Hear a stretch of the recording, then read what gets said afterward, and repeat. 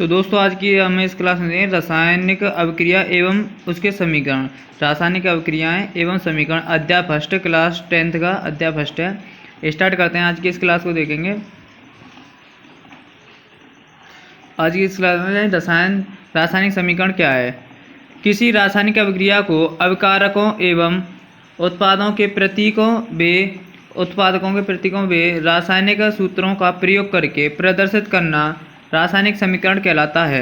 यानी अभिकारकों एवं उत्पादों के प्रतीकों का रासायनिक सूत्रों का प्रयोग करके प्रदर्शन करना क्या कहलाता है, रासायनिक समीकरण कहलाता है। जैसे देखें Zn, यहाँ पे जिंक है Zn और H2SO4 यानी सल्फ्यूरिक अम्ल की अभिक्रिया कराएंगे तो क्या बन के आएगा, ZnSO4 और हाइड्रोजन गैस निकलेगी। क्या बनेगा, ZnSO4 और हाइड्रोजन गैस निकलेगी।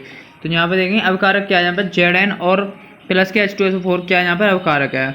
उसका जो बनकर रहा है उसे क्या कहते हैं, उसे उत्पाद कहते हैं। यानी कि ZnSO4 और H2 इसे क्या कहेंगे, इसे अभिकारक कहेंगे। लेकिन अभिकारक क्या कहते हैं, ऐसे पदार्थ जो रासायनिक अभिक्रिया में भाग लेते हैं। ऐसे पदार्थ जो रासायनिक अभिक्रिया में क्या है, भाग लेते हैं, उन्हें क्या कहते हैं, उन्हें अभिकारक कहते हैं। जैसे देखेंगे Zn और H2SO4 यहाँ पर क्या है, अभिकारक हैं। Zn और H2SO4 क्या है, यहाँ पर अभिकारक हैं।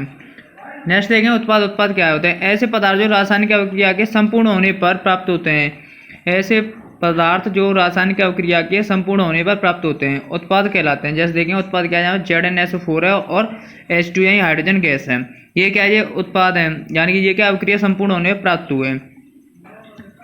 संतुलित रासायनिक समीकरण, यानी संतुलित रासायनिक समीकरण वह रासायनिक समीकरण जिसमें विभिन्न तत्वों के परमाणुओं की संख्या अभिकारक व उत्पाद दोनों पक्षों में समान होती है, संतुलित रासायनिक समीकरण कहलाता है। यानी दोनों पक्षों में क्या होगी, उसमें समान होगी। जिसमें रासायनिक समीकरण दोनों पक्षों में क्या होंगे, समान होंगे, उसे क्या कहेंगे, उसे संतुलित रासायनिक समीकरण कहते हैं। जैसे देखेंगे यहाँ पर Fe देखेंगे, यहाँ पर 3 Fe हैं और 8 यहाँ पर क्या है, H2, 8 क्या है यहाँ पे, H2 है, 8 H है यहाँ पर, 4 ऑक्सीजन। तो यहाँ पर देखेंगे 3 Fe हैं, 4 ऑक्सीजन है और 8 यहाँ पर क्या है, H है। नेक्स्ट देखें क्या है, 4 यहाँ पर क्या है, H2 और 2 ऑक्सीजन है यहाँ पर। तो यहाँ पर देखें कितने ऑक्सीजन हो गए, 2 ऑक्सीजन हो गए और 4 हाइड्रोजन हो गए। नेक्स्ट देखें समीकरण संतुलित करना। ये समीकरण संतुलित कैसे करते हैं देखेंगे। यहाँ समीकरण संतुलित करने के लिए देखें पहला रिएक्शन है हाइड्रोजन H2 प्लस के Br की रिएक्शन कराएंगे, हाइड्रोजन और ब्रोमीन की रिएक्शन कराएंगे, उसके बाद HBr बन के आएगी। ये क्या संतुलित समीकरण है। संतुलित करेंगे, यहाँ पर देखेंगे कितने H हैं, 2 H हैं और यहाँ पर भी कितने Br हैं, 2 Br हैं। तो यहाँ पर कितने गुणा कर देंगे, यहाँ पर 2 का गुणा कर देंगे, 2 H हो जाएंगे और 2 कितना हो जाएंगे, 2 Br हो जाएंगे, 2 क्या हो जाएंगे, Br हो जाएंगे। तो ये समीकरण क्या हो जाएगा, संतुलित हो जाएगा। नेक्स्ट देंगे Na सोडियम, यहाँ पे देंगे Na और ऑक्सीजन, सोडियम और ऑक्सीजन की क्रिया कराएंगे, क्या बन के आएगा, Na2O बन के आएगा। ये क्या है, असंतुलित समीकरण है। इसे संतुलित करेंगे तो देखेंगे यहाँ पर कितने ऑक्सीजन है, 2 ऑक्सीजन है, यहाँ पर कितने ऑक्सीजन है, 1 ऑक्सीजन है, यहाँ पर 1 ऑक्सीजन है। तो इसमें 2 का गुणा कर देंगे, 2 का गुणा कर देंगे, कितने ऑक्सीजन हो गए, 2 ऑक्सीजन हो गए, इसमें 2 ऑक्सीजन। उसके बाद देखेंगे Na कितने हो गए, Na 4 हो गए। तो यहाँ पर क्या करेंगे, Na में भी 4 से गुणा कर देंगे, तो 4 Na हो गए, 2 ऑक्सीजन, यहाँ पर 4 Na और 2 ऑक्सीजन हो गए, संतुलित हो गया समीकरण। नेक्स्ट देखेंगे फास्फोरस और ऑक्सीजन की अभिक्रिया कराएंगे तो क्या बन के आएगा, P2O5 बन के आएगा। क्या बन के आएगा, P2O5 बन के आएगा। फिर उसके बाद देखेंगे रिएक्शन को संतुलित करेंगे तो क्या है, 2P, यानी कितने P हैं, यहाँ पर 2 P हैं और यहाँ पर 1 P है। तो यहाँ पर 1 P है तो कितने गुणा करें, 2 का गुणा करें, 2P हो गई। फिर उसके बाद देखेंगे 5 क्या है, यहाँ पर 5 ऑक्सीजन है। तो उसके बाद 5/2 से क्या कर देंगे, इसमें गुणा कर देंगे तो कितने ऑक्सीजन बचेंगे, यहाँ पर 5 बचेंगे। जैसे देखें 5/2 और गुणा कितने ऑक्सीजन है, 2 ऑक्सीजन है। तो कितने, 2 से 2 कैंसिल हो जाएगा, कितने ऑक्सीजन बचेंगे, यहाँ पर 5 ऑक्सीजन बचेंगे। कितने बचेंगे, 5 ऑक्सीजन बचेंगे। नेक्स्ट देखेंगे CO यानी कार्बन मोनोऑक्साइड और ऑक्सीजन की अभिक्रिया कराएंगे तो क्या बन के आएगा, CO2 बन के आएगा, यानी कार्बन डाइऑक्साइड बन के आएगा। इसे संतुलित करेंगे तो यहाँ पर देखेंगे कितने ऑक्सीजन है, यहाँ पर 2 ऑक्सीजन है और यहाँ पर कितने ऑक्सीजन है, यहाँ पर देखेंगे 4 ऑक्सीजन है। तो यहाँ पर क्या है, 2 का गुणा कर देंगे, 2 गुणा करेंगे, 2 दूनी 4, 4 ऑक्सीजन हो गए। यहाँ पर भी 2 ऑक्सीजन और 2 ऑक्सीजन, यहाँ पर 1 का गुणा 2 में करेंगे, 2 ऑक्सीजन, 4 ऑक्सीजन। यहाँ पर 2 कार्बन है, यहाँ पर भी 2 कार्बन हो गए, यानी से क्या है, संतुलित है। नेक्स्ट देखेंगे NaOH यानी सोडियम हाइड्रोक्साइड की अभिक्रिया H2SO4 यानी सल्फ्यूरिक अम्ल के साथ कराएंगे तो क्या बनेगा, Na2SO4 बनेगा। सोडियम सल्फेट और H2 जल निकलेगा। इसे संतुलित करेंगे, यहाँ पर देखेंगे कितने Na, यहाँ पर 2 Na और यहाँ पर कितने Na, 1।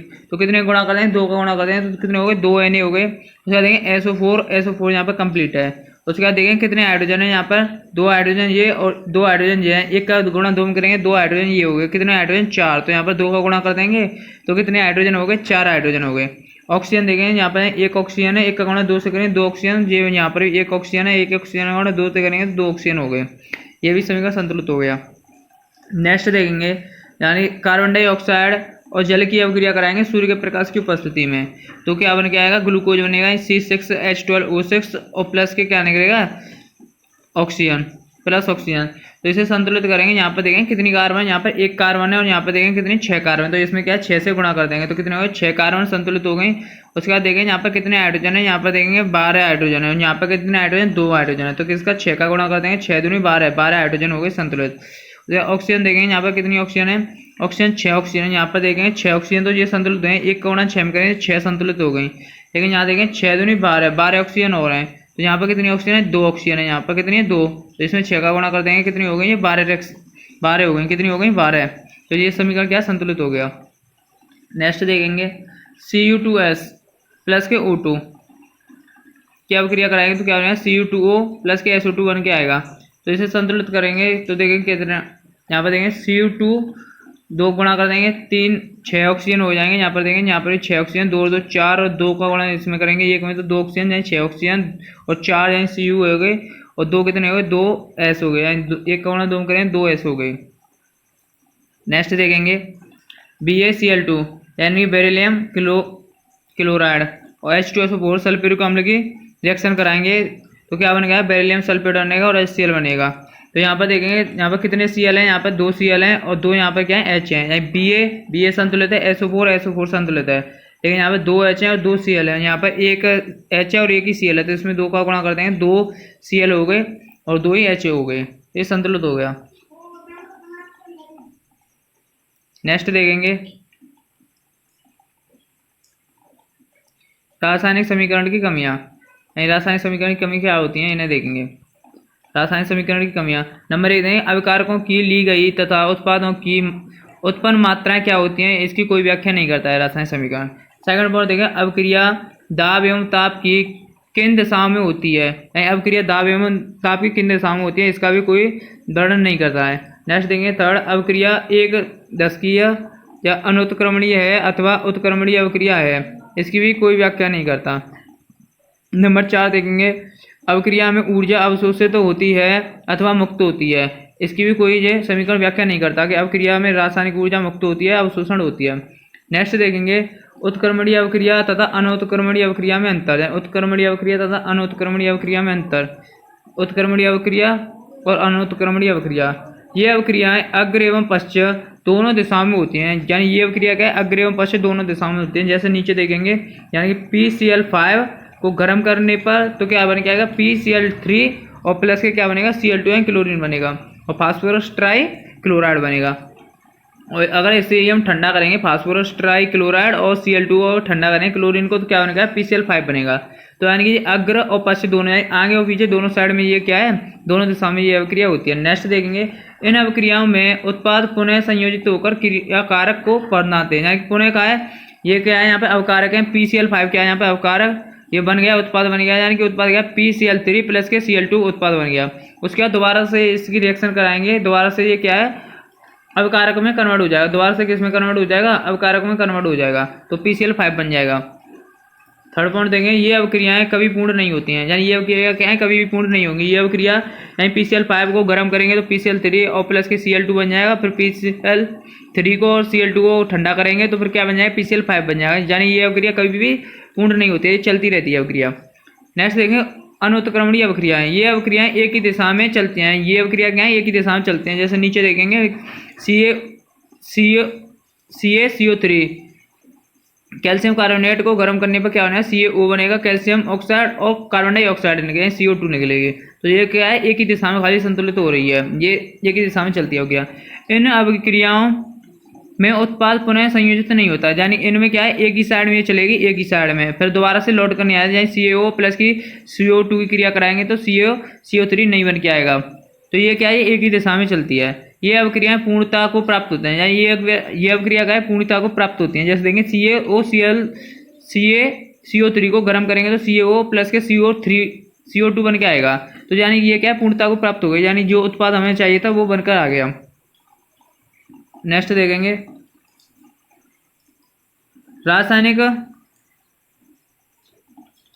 रासायनिक अभिक्रियाओं के प्रकार। रासायनिक अभिक्रिया कितने प्रकार की होती है? रासायनिक अभिक्रियाएं निम्न प्रकार की होती हैं। नंबर 1 संयोजन अभिक्रियाएं, या फिर युग्मन अभिक्रियाएं, या फिर योगात्मक अभिक्रियाएं। सेकंड देंगे वियोजन अभिक्रिया या अपघटन अभिक्रियाएं। थर्ड है ऊष्माक्षेपी अभिक्रिया। फोर्थ है ऊष्माशोषी अभिक्रिया। फिफ्थ है यहाँ पर विस्थापन अभिक्रिया। और सिक्स्थ है यहाँ पर दो विस्थापन अभिक्रिया। सेवंथ है अपचयन और ऑक्सीकरण अपचयन अभिक्रिया और ऑक्सीकरण अभिक्रिया। नंबर 8 है अपचयन अभिक्रिया। और नंबर 9 है रेडॉक्स अभिक्रिया, उपचयन अपचयन अभिक्रिया भी कहते हैं इसे। तो एक एक से इन अभिक्रिया को देखेंगे। संयोजन अभिक्रिया। संयोजन अभिक्रिया किसे कहते हैं?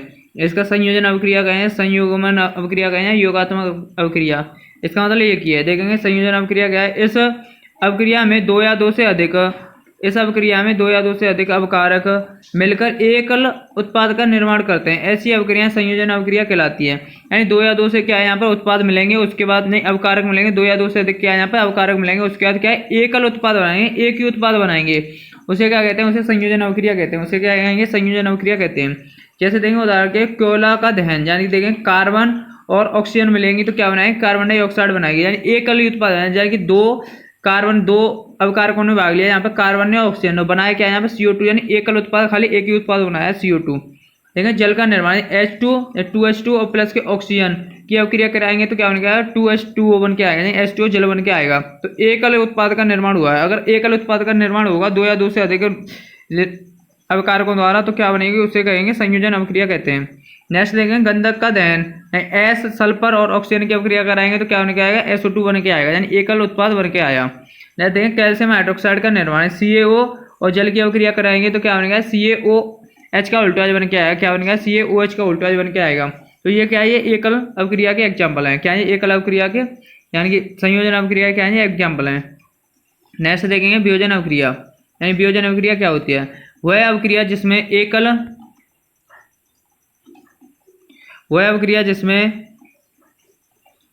एकल अवकर्मक टूटकर दो या दो से अधिक उत्पाद बनाता है उसे वियोजन अभिक्रिया कहते हैं। यानी एकल उत्पाद टूटेगा, एकल अवकारक टूटेगा और उसका क्या बनाएगा? दो या दो से अधिक क्या बनाएगा? उत्पाद बनाएगा। उसे क्या कहते हैं? उसे वियोजन अभिक्रिया कहते हैं। वियोजन का मतलब क्या होता है? टूटना होता है।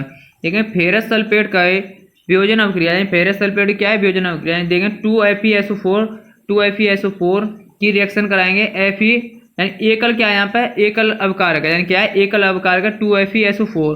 उसके बाद क्या होना है? उसके बाद देंगे Fe2O3 प्लस के SO2 और प्लस के SO3, यानी कि एकल उत्पाद है। दो या दो से अधिक में क्या है? टूटकर उत्पाद बनाता है। एकल अवकर्मक दो या दो से अधिक में टूटकर क्या बना रहा है? उत्पाद बना रहा है। नेक्स्ट देखेंगे संगमरमर का सूत्र क्या होता है? CaCO3 होता है। CaCO3 होता है। क्या होता है? CaCO3 होता है। नेक्स्ट देखेंगे कैल्शियम कार्बोनेट की वियोजन अभिक्रिया, CaCO3 की अभिक्रिया कराएंगे तो क्या बनेगा? CaO और CO2 बनेगा, CaO CO2 बनेगा। तो ये अभिक्रिया कौन सी है? ये अभिक्रिया वियोजन अभिक्रिया है। वियोजन अभिक्रिया में क्या होता है? एकल अवकर्मक है, एक ही अवकर्मक है। देखेंगे ये क्या है? CaCO3 एक अवकर्मक है। उसके बाद क्या बना रहा है? CaO और CO2 बनाया है। दो या दो से अधिक में क्या उत्पादों में टूट जाएगा। नेक्स्ट देखेंगे सिल्वर ब्रोमाइड भी एक प्रकार की वियोजन अभिक्रिया है, यानी 2AgBr की अभिक्रिया कराएंगे तो क्या आएगा? ये Ag और Br, यानी कि सिल्वर और ब्रोमीन में क्या है? बदल जाएगा। इस अभिक्रिया का उपयोग श्याम श्वेत फोटोग्राफी में किया जाता है। किस में किया जाता है? फोटोग्राफी में करते हैं इसका उपयोग। नेक्स्ट देखेंगे अभिक्रिया ऊष्माक्षेपी अभिक्रिया क्या है? यानी ऊष्माक्षेपी अभिक्रिया किसे कहते हैं?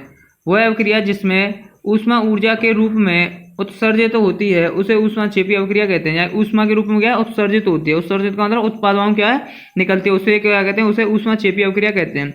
जैसे देखेंगे प्राकृतिक गैस का दहन, यानी मीथेन की अभिक्रिया ऑक्सीजन के संग कराएंगे तो क्या निकलेगा? CO2 यानी कार्बन डाइऑक्साइड, और क्या निकलेगा? जल निकलेगा, यानी H2O जल निकलेगा। उसके बाद क्या है? और एनर्जी निकलेगी। क्या निकलेगी? एनर्जी। जो एनर्जी निकल रही है ये से क्या कहते हैं? इसे ऊष्माक्षेपी अभिक्रिया कहते हैं। ये क्या कहते हैं? इसे ऊष्माक्षेपी अभिक्रिया कहते हैं। नेक्स्ट देखेंगे ऊष्माशोषी अभिक्रिया क्या है? ऊष्माशोषी अभिक्रिया किसे कहते हैं? जिन अभिक्रियाओं में ऊर्जा का अवशोषण होता है उसे ऊष्माक्षेपी अभिक्रिया कहते हैं। जिनमें क्या है? जिनमें ऊर्जा का अवशोषण होता है उसे क्या कहते हैं? उसे ऊष्मा शोषी अपक्रिया कहते हैं। उदाहरण के लिए देखेंगे H2 प्लस के I2 यानी हाइड्रोजन और आयोडीन की अपक्रिया कराएंगे और इसमें क्या ऊर्जा जाएगी, तो क्या बनेगा 2Hi बन के आएगा यानी हाइड्रोजन आयोडाइड बनेगा। N2 और ऑक्सीजन की अपक्रिया कराएंगे यानी नाइट्रोजन ऑक्सीजन की अपक्रिया कराएंगे, उसके साथ क्या है ऊर्जा, तो क्या बन के आएगा 2NO बन के आएगा, 2NO बन के आएगा। नेक्स्ट देखेंगे विस्थापन अपक्रिया क्या है। विस्थापन ऐसी अपक्रिया जिसमें किसी यौगिक के अणु के किसी एक परमाणु अथवा समूह के स्थान पर कोई दूसरा परमाणु अथवा समूह आ जाता है, उसे विस्थापन अपक्रिया कहते हैं। यानी कि एक का स्थान क्या है दूसरा ले लेता है। जैसे देखें Zn और CuSO4 यानी कॉपर सल्फेट की अपक्रिया कराएंगे तो यानी देखेंगे यहाँ पर Zn ने किसका स्थान ले लिया, कॉपर का, Cu का स्थान ले लिया, तो क्या बनेगा ये ZnSO4 बन गया। कॉपर क्या है यहाँ पर विस्थापित हो गया, कॉपर क्या है यहाँ पर विस्थापित हो गया, तो इस अपक्रिया को क्या कहते हैं, विस्थापन अपक्रिया कहते हैं। नेक्स्ट देखेंगे अपक्रिया जो क्या है Fe यानी कि आयरन और CuSO4 यानी कॉपर। तो देखेंगे आयरन ने यहाँ पे FeSO4 आयरन सल्फेट बन गया, इसने क्या है कॉपर का स्थान ले लिया, कॉपर क्या यहाँ पे विस्थापित हो गया, इसे क्या कहते हैं विस्थापन अपक्रिया कहते हैं। विस्थापन अपक्रिया में क्या होता है, एक कोई अणु या यौगिक क्या है दूसरे अणु या यौगिक का स्थान ले लेता है, उसे क्या कहते हैं विस्थापन अपक्रिया कहते हैं। यानी कि अपने अणु से क्या है उसे विस्थापित कर देता है, उसे विस्थापन अपक्रिया कहते हैं। देखेंगे नेक्स्ट दो विस्थापन अपक्रिया, वे अपक्रियाएं जिनमें अवकारकों के बीच आयनों का आदान प्रदान होता है, तो विस्थापन अपक्रिया कहलाती है। आयनों का क्या होगा आदान प्रदान होता है, उसे क्या कहते हैं, दो विस्थापन अपक्रिया कहते हैं। जैसे नेक्स्ट देखें NO2SO4 यानी कि सोडियम सल्फेट और BaCl2 यानी कि बेरिलियम क्लोराइड की अपक्रिया कराएंगे तो क्या है यहाँ पे देखेंगे BaSO4 और NaCl बनेगा, बेरिलियम सल्फेट और क्या बनेगा सोडियम क्लोराइड बनेगा। देखेंगे यहाँ पे देखेंगे क्या है Na के संग क्या चले जाएगा Cl यानी आदान प्रदान होगा, Na के संग Cl यानी क्या बनेगा NaCl और Ba के संग क्या आ जाएगा SO4 यानी क्या बनेगा BaSO4 बनेगा, BaSO4 या बेरिलियम सल्फेट और क्या बनेगा NaCl बनेगा। यहाँ पे देखेंगे 2 Cl और 2 क्या है यहाँ पे Na तो गुणा कर देंगे 2 का, तो 2 Na हो गए 2 Cl हो गए, तो इसे क्या कहते हैं, इसे दो विस्थापन अपक्रिया कहते हैं। यानी दोनों क्या है एक दूसरे के प्रति विस्थापन हो जाते हैं, उसे क्या कहते हैं दो विस्थापन अपक्रिया कहते हैं। नेक्स्ट देखेंगे अपक्रिया उपचयन अपक्रिया क्या है। ऐसी अपक्रियाएं जिसमें ऑक्सीजन की वृद्धि हो तथा हाइड्रोजन का त्याग हो उसे उपचयन अपक्रिया कहते हैं। जिसमें क्या है ऑक्सीजन की वृद्धि हो और हाइड्रोजन का क्या हो उसमें ह्रास हो, उसे क्या कहेंगे, हाइड्रोजन का क्या हो त्याग हो, उसे क्या कहते हैं उसे उपचयन अपक्रिया कहते हैं। जैसे देखेंगे Mg यानी कि मैग्नीशियम की अपक्रिया कराएंगे ऑक्सीजन के संग तो क्या बनेगा 2MgO बनेगा, क्या बनेगा 2MgO बनेगा। तो नेक्स्ट देखेंगे Cu यानी कॉपर की अपक्रिया कराएंगे किसके ऑक्सीजन के संग तो क्या बनेगा CuO बन के आएगा, क्या बनेगा CuO बन के आएगा। यहाँ पर कितने ऑक्सीजन है 2 ऑक्सीजन, इसलिए यहाँ पर 2 का गुणा करेंगे, तो 2 का गुणा करेंगे तो कितने हो 2 ऑक्सीजन हो गए, फिर 2 कितने हो जाएंगे इसमें कॉपर हो जाएंगे, तो क्या हो गया इसमें 2 Cu का भी गुणा कर देंगे 2 Cu का। नेक्स्ट देखेंगे अपक्रिया अपचयन अपक्रिया क्या है। अपचयन अपक्रिया ऐसी अपक्रिया जिसमें हाइड्रोजन की वृद्धि तथा ऑक्सीजन का त्याग हो उसे अपचयन अपक्रिया कहते हैं, उसे उपचयन अपक्रिया कहते हैं। उसे क्या कहते हैं, उसे उपचयन अपक्रिया कहते हैं। जैसे देखें CuO और फिर उसके बाद क्या हाइड्रोजन, जैसे Cu प्लस के H2O क्या बनेगा Cu प्लस के H2O बनेगा। तो यहाँ पे क्या है यहाँ पर देखेंगे ऑक्सीजन का क्या हुआ है, यहाँ पे ऑक्सीजन का त्याग हुआ है, ऑक्सीजन का CuO के संग थी इसका क्या हो गया यहाँ पे त्याग हो गया, ZnH2 के संग चले गए और उसके बाद हाइड्रोजन की क्या हुई है यहाँ पे वृद्धि हुई है, हाइड्रोजन की क्या हुई है यहाँ पे वृद्धि हुई है, H2 की संख्या है हाइड्रोजन के साथ आ गई, इसे क्या कहते हैं, इसे उपचयन अपक्रिया कहते हैं। क्या कहते हैं, इसे अपचयन अपक्रिया कहते हैं। नेक्स्ट देंगे रेडॉक्स अपक्रिया क्या है। रेडॉक्स अपक्रिया जिन रासायनिक अपक्रियाओं में उपचयन तथा अपचयन अपक्रियाएं एक साथ होती हैं उसे रेडॉक्स अपक्रिया कहते हैं। जैसे देखेंगे CuO और रिएक्शन H2 हाइड्रोजन के संग कराएंगे तो क्या बने क्या आएगा Cu प्लस के H2 बनेगा। तो यहाँ पर देखेंगे रिएक्शन है Cu कॉपर आ गया, तो ये क्या है उपचयन अपक्रिया, ऊपर देखेंगे क्या है अपचयन अपक्रिया है, नीचे अपचयन अपक्रिया ऊपर देखेंगे क्या है उपचयन अपक्रिया है। तो H2 के संग क्या है ऑक्सीजन मिल गया, इसे क्या कहते हैं रेडॉक्स अपक्रिया कहते हैं। नेक्स्ट देखेंगे दैनिक जीवन में उपचयन अपक्रियाओं के प्रभाव है। संचारण जब कोई धातु अपने आसपास अम्ल आर्द्रता आदि के संपर्क में आती है तो यह संचारित होती है, इस प्रक्रिया को संचारण कहते हैं। इस प्रक्रिया को क्या कहते हैं, संचारण कहते हैं। उदाहरण के लिए देखेंगे चांदी के ऊपर काली परत का जमना, तांबे के ऊपर हरी परत का चढ़ जाना, लोहे पर जंग लगना, ये सभी क्या है, ये सभी संचारण के एग्जाम्पल हैं। विकृति गंधता किसे कहते हैं, तेल व वसा के अपचयित हो जाने पर ये विकृति गंधी हो जाते हैं तथा इनकी गंध व स्वाद में परिवर्तन हो जाता है। इसमें प्रतिऑक्सीकारक मिलाकर अथवा भोज्य पदार्थों को निर्वात पत्रों में रखकर अथवा इनमें नाइट्रोजन प्रवाहित करके इस प्रक्रिया को रोका जा सकता है। उदाहरण के लिए आलू की चिप्स की थैलियों में नाइट्रोजन प्रवाहित करके इन्हें उपचयित होने से बचाया जा सकता है। नेक्स्ट देखेंगे प्रतिस्थापन अभिक्रिया। प्रतिस्थापन अभिक्रिया क्या है? प्रतिस्थापन रासायनिक अभिक्रिया क्या होती है? जिस अभिक्रिया में किसी यौगिक के अणु के किसी एक परमाणु या समूह के स्थान पर कोई दूसरा परमाणु या यौगिक आ जाता है उसे प्रतिस्थापन रासायनिक अभिक्रिया कहते हैं। जैसे देखें H2SO4 यानी H2SO4 क्या है? सल्फ्यूरिक अम्ल की अभिक्रिया किसके संग कराएंगे? जेड यानी कि जिंक के संग कराएंगे। तो ये क्या है? जिंक सल्फेट यानी H2 के स्थान पर क्या आ जाएगा? Zn आ जाएगा। तो क्या बनेगा? ZnSO4 और उसके बाद हाइड्रोजन गैस निकल जाएगी। तो यानी एक के स्थान पर क्या आ जाता है? दूसरा आ जाता है। उसे क्या कहते हैं? प्रतिस्थापन अभिक्रिया कहते हैं। यह विस्थापन की तरह होता है। किसकी तरह होती है अभिक्रिया? विस्थापन की तरह होती है। नेक्स्ट देखेंगे वियोजन अभिक्रिया। वियोजन अभिक्रिया क्या होती है?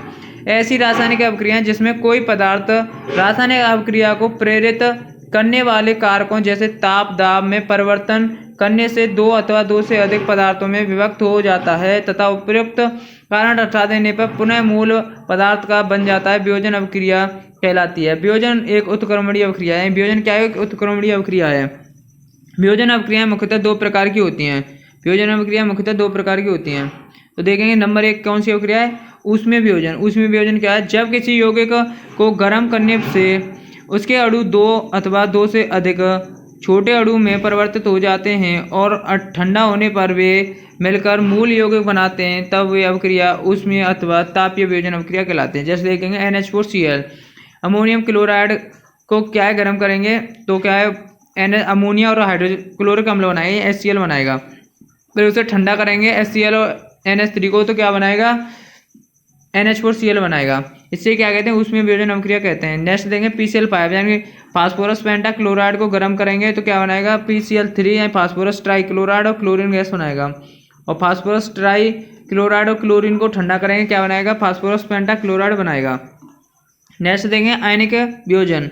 आयनिक वियोजन क्या है? जब किसी विद्युत अपघट्य अथवा विद्युत संयोजी यौगिक को जल में घोला जाता है अथवा उच्च ताप तक गर्म करके गलित किया जाता है तो अणुओं का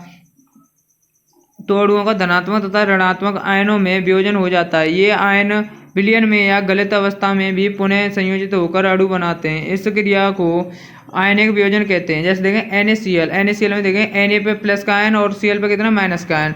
देखें H2SO4 H पे क्या है? प्लस का आयन एक और SO4 पे कितने? माइनस के 2 आयन। लास्ट देखेंगे, लास्ट रिएक्शन है उभय अपघटन अभिक्रिया। उभय अपघटन अभिक्रिया क्या होती है? जिस अभिक्रिया में यौगिक के आयनों या अवयवों की आपस में अदला बदली होकर नए यौगिक बनाते हैं उसे उभय अपघटन अभिक्रिया कहते हैं। उसे उभय अपघटन अभिक्रिया कहते हैं। जैसे Ag प्लस NO3 माइनस और Na प्लस और Cl माइनस, तो ये क्या बनाएंगे? Ag के संग क्या चले जाएगा यहाँ पे? Cl, तो क्या बना देगा? AgCl और Na के संग क्या चले जाएगा? NO3, तो सोडियम नाइट्रेट क्या बना देगा? Sodium nitrate. जैसे कि AgCO3 सिल्वर नाइट्रेट की क्रिया सोडियम क्लोराइड के संग कराएंगे तो क्या बनाएगा? सिल्वर नाइट्रेट बनाएगा और सोडियम नाइट्रेट बनाएगा। क्या बनाएगा? सिल्वर क्लोराइड और क्या बनाएगा? सोडियम नाइट्रेट बनाएगा। सोडियम नाइट्रेट बनाएगा। ऐसी वीडियो देखने के लिए हमारे YouTube चैनल को सब्सक्राइब करें और अपने दोस्तों के साथ वीडियो को